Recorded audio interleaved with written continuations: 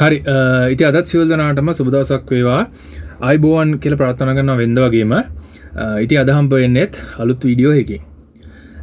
ඉතින් අද මේ වීඩියෝ එකේදී මම මූලික වශයෙන් කතා කරන්න බලාපොරොත්තු වෙන්නේ මේ පහුගිය වීඩියෝස් කීපයකදීම හුඟක් අයට තිබිච්ච එක්තරා ගැටලුවක් පිළිබඳව.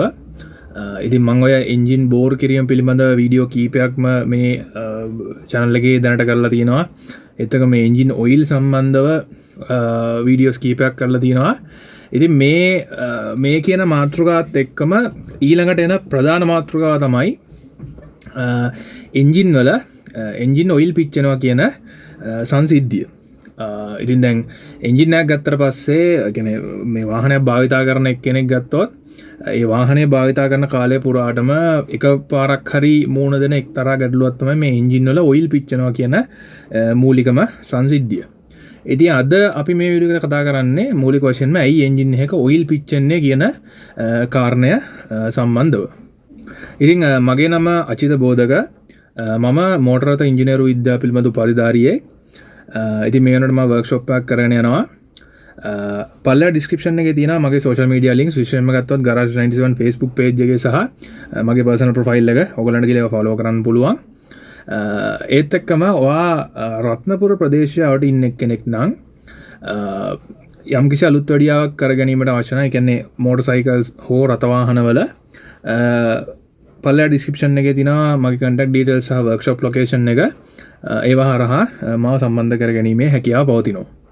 ඉතින් දැන් අපි බලමු කොහොමද මේ එන්ජින් එක ඔයිල් පිච්චෙන්නේ කියන මේ සංසිද්ධිය සිද්ධ වෙන්නේ කොහොමද කියන කාරණය සම්බන්ධව. ඉතින් එන්ජින් එකක් ගත්තට පස්සේ මේ එන්ජින් එක ඔයිල් පිච්චෙන්නේ මූලික වශයෙන්ම යම්කිසි හේතුවක් නිසා මේ එන්ජින් එකේ කම්බෂන් චැම්බර් එක ඇතුළට. ඒ කියන්නේ පිස්ටන් එකෙන් උඩ කොටසට යම්කිසි හේතුවක් නිසා එන්ජින් ඔයිල් ඒ එන්ජින් එකේම තියෙන එන්ජින් ඔයිල් ලීක් වෙන්න පටන් ගන්නවා. ඉතින් මේම ලීක් වෙන හේතු කීපයක්ම තියෙනවා එන්ජින් එකක. මූලිකම වශයෙන් එන්ජින් එකක ඔයිල් පිච්චෙන්නේ මෙන්න මේ කියන කුමන හෝ හේතුවක් නිසා කම්බෂන් චැම්බර් එකට එන්ජින් ඔයිල් ඇතුල් වෙලා මේ එන්ජින් එකේ ඉන්ධන දහනය වෙනකොට ඒ ඔයිලුත් ඒ කියන්නේ ඔයිලුත් ඒ ඉන්ධනත් එක්කම දහනය වෙලා පිටතට යනකොට තමයි මේ එන්ජින් එක ඔයිල් දහනය වෙනවා කියන සංසිද්ධියක් මූලික වශයෙන්ම ඇති වෙන්නේ. ඉතින් එන්ජින් ඔයිල් බර්න් එකක් මූලික වශයෙන්ම එන්ජින් එක අඳුනා ගන්න පුළුවන් ලක්ෂණයක් තමයි ඒ කියන්නේ දැන් එන්ජින් ඔයිල් එකක් ගොඩක් සිවියර් ලෙවල් එකකට බර්න් වෙනකොට අපිට එන්ජින් එකේ සයිලන්සර් එකෙන් ඒ කියන්නේ නිකන් නිල් පාටට හුරු සුදු පාට දුමක් එනවා බලා ගන්න පුළුවන් එන්ජින් එකක ඔයිල් බර්න් එකක් වෙනකොට.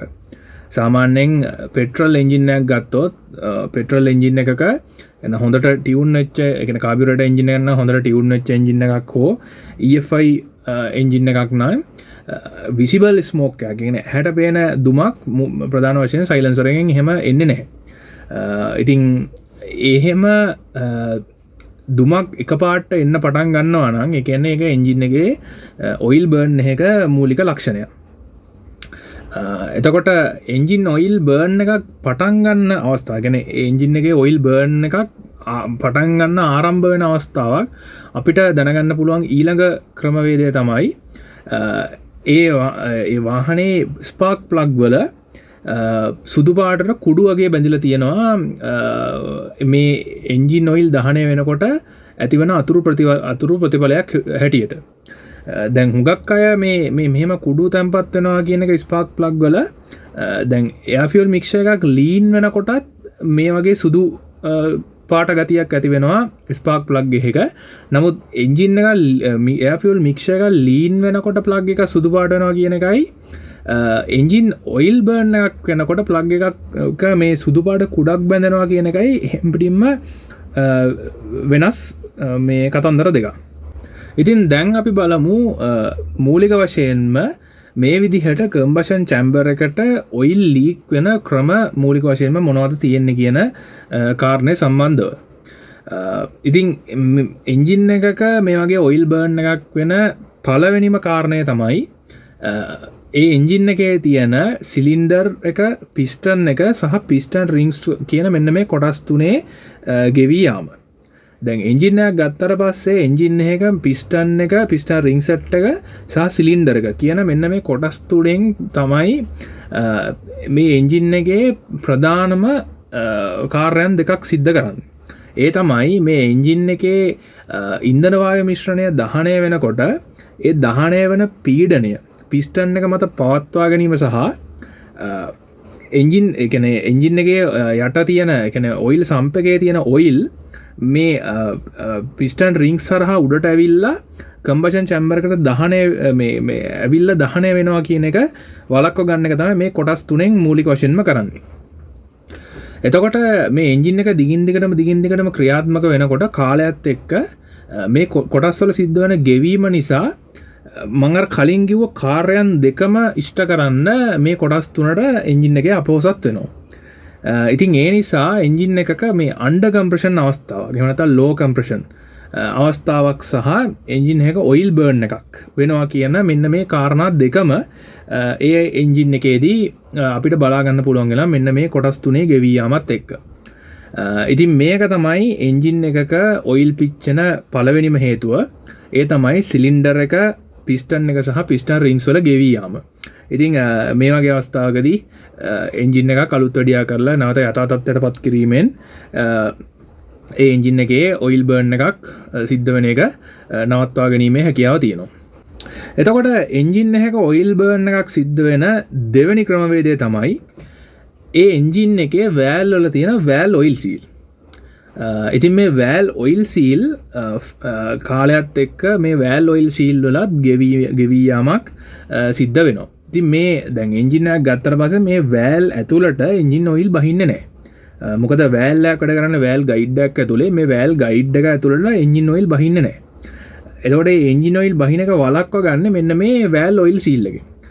ඉතින් මේ වෑල් ඔයිල් සීල් වල තමයි වෑල් ස්ටෙම් සීල්ස් කියලා කියනවා. එතකොට සමහර අය මේකට වෑල් රබර් කියලා කියනවා. ඉතින් මේ වෑල් ඔයිල් සීල් එක ඩැමේජ් වුණාට පස්සේ එන්ජින් හෙඩ් එකට එන ඔයිල් මේ වෑල් එක ආශ්‍රිතව තියෙනකොට මේ ෆේල් වෙච්ච වෑල් ඔයිල් සීල් එක හරහා වෑල් ගයිඩ් එක දිගේ පල්ලෙහාට බහිනවා. වැස්සාම ඉන්ටෙක් වෑල් එක හරහා එන ඔයිල් ටික කෙලින්ම එන්ජින් එකට ඇදලා බර්න් කරනවා. එක්සෝස් වෑල් එකෙන් අදින එන්ජින් ඔයිල් එන්ජින් එකට කම්බෂන් චැම්බර් එක ඇතුළට එන්නේ නැහැ. කෙලින්ම එක්සෝස් ලයින් එක දිගේ සයිලන්සරයෙන් එළියට පිට වෙලා යනවා. ඉතින් මේක තමයි එන්ජින් ඔයිල් පිච්චෙන දෙවනි හේතුව. ඉතින් මගේ අත්දැකීමක් අනුව ගත්තොත් සාමාන්‍යයෙන් අපි පෙට්‍රල් එන්ජින් ගත්තොත් කාබියුරේටර් එන්ජින් ගත්තොත් සාමාන්‍යයෙන් මේක පෙට්‍රල් මූලික වශයෙන්ම එන්ජින් හැම එකකටම වගේ මේක පොදුයි. පෙට්‍රල්ුත් නෙමේ ඕනම එන්ජින් එක. දැන් වෑල් ගයිඩ් එකක් මුලින්ම අපිට මේ එන්ජින් එකේ එක්සෝස් සයිඩ් එක. එක්සෝස් සයිඩ් එක කියන්නේ එන්ජින් එක අධිකවම උණුසුම් වන කොටස. එතකොට මේ එක්සෝස් වෑල් එක එක්සෝස් වෑල් ගයිඩ් එක වෑල් සීල් කියන්නේ හැම වෙලේම අධික උෂ්ණත්වයක තියෙන කොටස්. එතකොට එන්ජින් එක හුඟක් වෙලාවට ෆේල් වෙන්නේ එක්සෝස් සයිඩ් එකේ වෑල් ඔයිල් සීල් තමයි. ඉතින් ඒත් එකම පෙට්‍රල් කාබියුරේටර් එන්ජින් එකක් ගත්තොත් ඒ කාබියුරේටර් එන්ජින් එක විශේෂයෙන්ම ගත්තොත් එයාර් ෆියුල් මික්ස්චර් එක අනවශ්‍ය විදිහට ලීන් කිරීම නිසා එක්සෝස් වෑල් වල තියෙන වෑල් ඔයිල් සීල් ඉක්මනට ෆේල් වෙනවා. ඉතින් මේක මූලික වශයෙන්ම ඒක ඕගලන්ට දෙන එක්තරා ටිප් එකක්. එන්ජින් එකක් විශේෂයෙන්ම කාබියුරේටර් එන්ජින් එකක් අනවශ්‍ය විදිහට ලීන් මික්ස්චර් එකකින් දුවන්න ටියුන් එකක් හදන්න එපා. මොකද ඒක එන්ජින් එකට හොඳ දෙයක් නෙමෙයි එච්චර. එතකොට දැන් මේ වෙනකොට අපි මේ එන්ජින් එකක ඔයිල් බර්න් වෙන මූලික අවස්ථා දෙකක් ගැන කතා කරලා තියෙනවා. දැන් අපි කතා කරන්න යන්නේ තුන්වෙනි හේතුව. ඉතින් එන්ජින් එක කම්බෂන් චැම්බර් එකක් ඇතුළට ඔයිල් ලීක් වෙන්න පුළුවන් තුන්වෙනි කාරණය තමයි මේ එන්ජින් එකේ තියෙන හෙඩ් ගෑස් කට් එක. ඉතින් මේ හෙඩ් ගෑස් කට් එකෙන් තමයි එන්ජින් එක එන්ජින් හෙඩ් එක සහ බ්ලොක් එක අතර නිසියාකාර සීල් එක එහෙම නැත්නම් මුද්‍රාවක් පවත්වා ගන්න. එතකොට හෙඩ් ගෑස් කට් එකක් එයා කූල්ඩ් එන්ජින් එකක් ගත්තොත් විශේෂයෙන්ම ගත්තොත් මෝටර් සයිකල් එන්ජින් වල හෙඩ් ගෑස් කට් එකෙන් කරන්නේ මේ එන්ජින් හෙඩ් එක සහ බ්ලොක් එක අතර ඔයිල් පැසේජස් නිසියාකාරව පවත්වා ගන්න එක සහ සිලින්ඩර් එකේ තියෙන කම්ප්‍රෙෂන් එක නිසියාකාරව පවත්වා ගන්න එක. ලිකට් කූල් එන්ජිනයක් ගත්තා ගැන වෝට කූල් එන්ජිනයක් ගත්තොත් මේ වෝට කූල් එන්ජින් එකෙන් අර කලින් කිව්ව කාර්යයන් දෙකට අමතරව එන්ජින් හෙඩ් එක සහ බ්ලොක් එක අතර මේ ජලය ගලා යන පැසේජස් ඒ කියන්නේ කූලන්ට් යන පැසේජස් පවත්වා ගැනීමත් සිද්ධ කරනවා. ඉතින් යම්කිසි හේතුවක් නිසා මේ හෙඩ් ගෑස් කට්ට ෆේල් වුණොත් මේ එන්ජින් හෙඩ් එක සහ බ්ලොක් එක අතර ඔයිල් අරන් යන පැසේජ් එකක් හානි වෙලා එතනින් ඔයිල් ලීක් එකක් આવොත් ඒ ඔයිල් ලීක් එක බොහෝ දුරට යන්නේ සිලින්ඩර් එකේ මේ කම්බෂන් චැම්බර් එක ඇතුළට. ඉතින් මෙන්න මේ කියන හේතුව නිසා එන්ජින් එකක ඔයිල් බර්න් එකක් සිද්ධ වෙන්න පුළුවන් මූලික වශයෙන්. ඉතින් දැන් තමයි අපි එන්ජින් එකක ඔයිල් පිච්චෙන්න පුළුවන් හතරවෙනි අවස්ථාවට එන්නේ. ඒ තමයි ඒ කියන්නේ මේ හේතුව හැම එන්ජින් එකකටම අදාළ නැහැ. නමුත් මේකත් එක්තරා ආකාරයකට එන්ජින් එකක ඔයිල් පිච්චෙන ප්‍රධාන හේතුවක්. ඒ තමයි ටර්බෝ තියෙන වාහනවල මේ ටර්බෝ චාර්ජර් එක ඇතුලේ තියෙන ටර්බෝ ඔයිල් සීල් ෆේල් වෙන එක. ඉතින් මේ ටර්බෝ චාර්ජර් ඇතුලේ මේ ටර්බෝ යුනිට් එකේ තියෙනවා ටර්බෝ බෙයාරින් දෙකක්. ඉතින් මේ බෙයාරින් දෙක ලුබ්‍රිකේට් කරන්නේත් එන්ජින් එකෙන් එන ඔයිල් සප්ලයි එකකින්.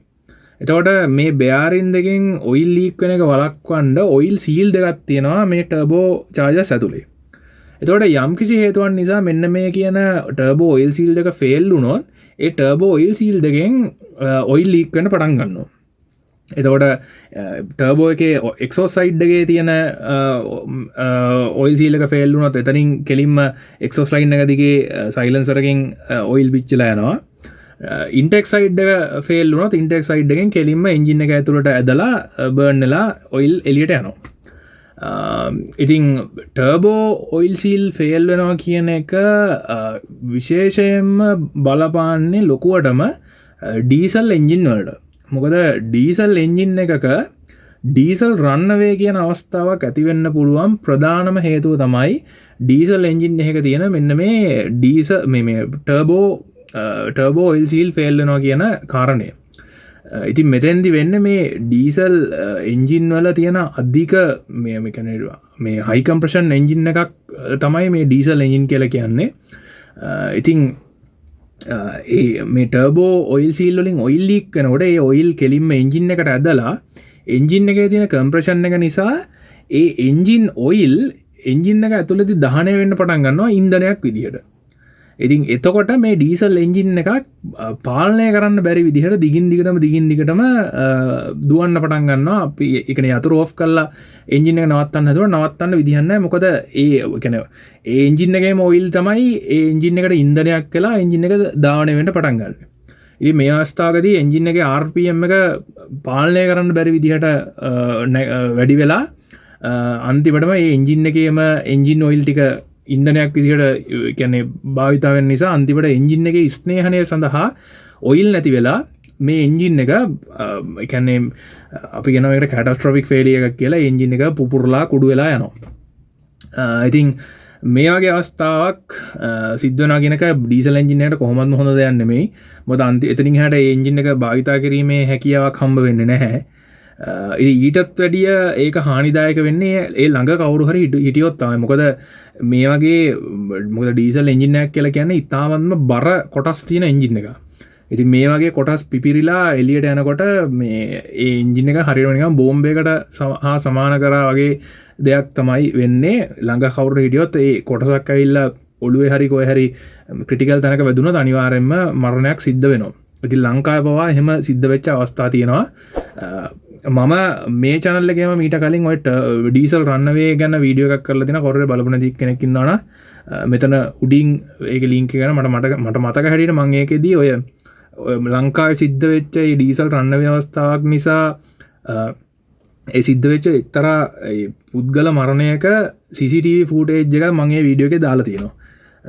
ඉතින් කවුරු ඒක ගැන ඉන්ට්‍රස්ට් එකක් තියෙනවා නම් ඒ වීඩියෝ එක බලන්න. ඉතින් මේ තමයි එන්ජින් එකක ඔයිල් පිච්චෙන හතරවෙනි අවස්ථාව. ඉතින් මේ වෙනකොට මම මේ එන්ජින් එකක ඔයිල් පිච්චෙන මූලික අවස්ථා හතරක් ගැන කතා කරලා තියෙනවා.